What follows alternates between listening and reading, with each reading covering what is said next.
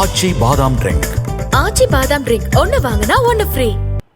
விழுப்புரம் தைலாபுரத்தில் பாமக நிறுவனர் செய்தியாளர்களை சந்தித்தார். அந்த காட்சிகளை தற்போது பார்க்கலாம்.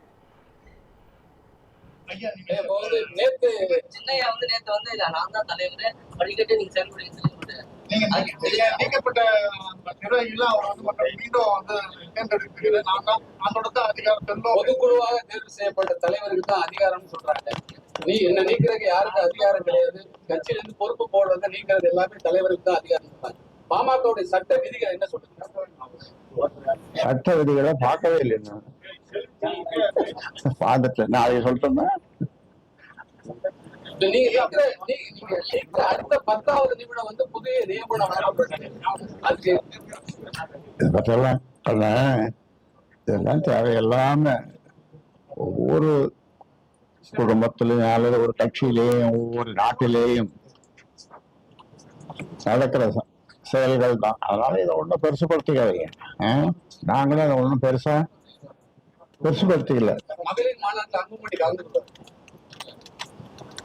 அதாவது எல்லாருக்கும் அழைப்பு விடுறோம், எல்லாரும் அழைப்பு விடுறோம், எல்லாரும் கலந்துக்கலாம். யாரையும் கலந்து கொள்ள வேண்டாம் என்று சொல்லுவதில்லை, சொல்லப்போவதும் இல்லை.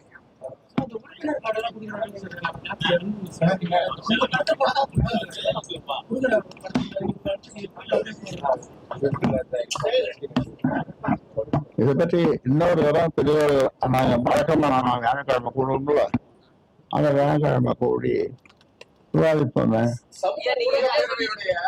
சமூக ஊடக பேரவையோட ஆலோசனை கூட்டத்துல வந்து நீங்க பேசும்போது அன்புமணி ராமதாஸ் முதலமைச்சர் ஆகணும்னு பேசிருக்கீங்க. அடுத்த நாளே சில குற்றச்சாட்டுகளை முன் வச்சிருக்கீங்க. இதுல சில முரண்பாடுகள் தெரியுது. இதுல ஒண்ணும் முரண்பாடு இருக்கிற மாதிரி தெரியல. அதாவது நீங்க ஏதாவது வாய்க்கடை இருப்பீங்கன்னா இதெல்லாம் சொல்லியிருப்பேன். ஏதாவது உங்களுக்கு பின்புலத்துல சிலர் இயக்குவதாக சிலர் வந்து குற்றச்சாட்டுகளை வைக்கிறாங்க.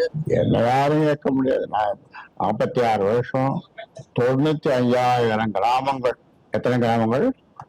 95,000 கிராமங்களுக்கு நான் குமரிப்பூண்டியிலிருந்து குமரிமுனை வரைக்கும் இந்த கிழக்க மேற்க எல்லாம் பயணிச்சவன். 46 வருஷமா பயணிக்கிறேன். உங்களுடைய ஒத்துழைப்போடு, ஊடகங்களுடைய ஒத்துழைப்போடு எந்த மாவட்டத்துக்கு போனாலும் முதல்ல காலையில பத்திரிகையாளர் சந்திப்பேன். அவங்களோடு 12 மணிக்கு நானும் சேர்ந்து விருது சாப்பிடுவேன். நான் வைக்கிற விருந்தில் அவங்க கல்லுவாங்க, நானும் அவங்களோட உட்கார்ந்து சாப்பிடுவேன். இப்படியெல்லாம் 46 வருஷம் கூட்டிட்டு 95,000 கிராமங்களுக்கு பயணம் பண்ணியிருக்கேன். அதனால